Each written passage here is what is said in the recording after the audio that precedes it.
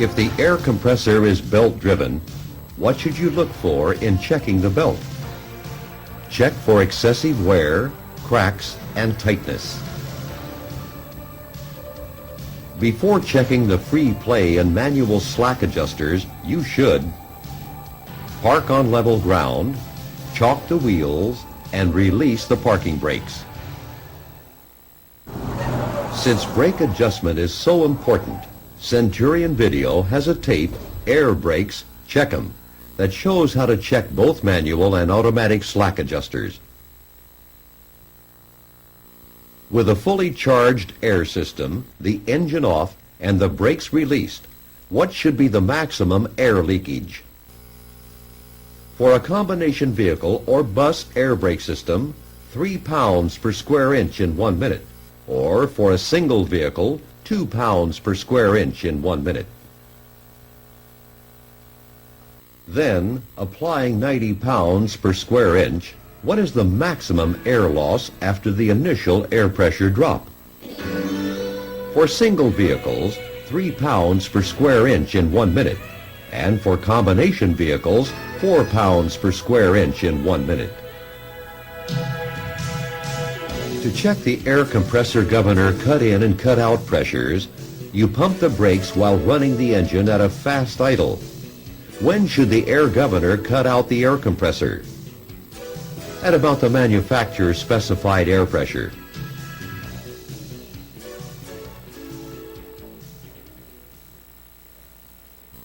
When making a normal stop with a vehicle that has a manual transmission, when should you push in the clutch? Don't push the clutch in until the engine RPMs are down close to idle. When making a very quick stop, you should brake so that you stay in a straight line and can steer. What is control braking? Also called squeeze braking. Put the brakes on hard without locking the wheels or turning the steering wheel, releasing the brakes if you feel the wheel sliding or if you need to make a steering adjustment. What is stab braking? Pressing the brake pedal as hard as you can, releasing the brakes when the wheels lock up, and repeating by putting the brakes on again as the wheels start rolling. Why does air braking take more time than hydraulic braking? Because it takes time for the air to flow through the lines to the brakes. What is this delay, which can be up to a half a second, called? Brake lag. Perception distance and reaction distance and effective braking distance are the 3 factors that make up total stopping distance with hydraulic brakes. What is one extra factor with air brakes? Brake lag distance. On dry pavement at 55 miles per hour, about how much extra distance is added by brake lag? About 32 feet. What causes brake fade? Heat in the brakes as the drums heat and expand.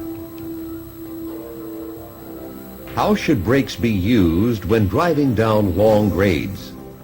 Shift into a low gear before the descent and go slow enough with a light, steady use of the brakes. The fanning of brakes is not recommended for long downgrades because the short time off the brakes does not allow them time to cool. What is likely to happen when brakes have not been properly adjusted before going down steep grades? The system is likely to become unbalanced, with some brakes doing more work than others, heating up and losing stopping power. You should know your brakes are fading when you have to push harder on the brake pedal to control your speed on a downgrade. The first thing to do when a low air pressure warning comes on is stop and park safely as soon as possible. When should you use wheel chocks instead of parking brakes to set the vehicle? When your brakes are very hot or are very wet in freezing temperatures.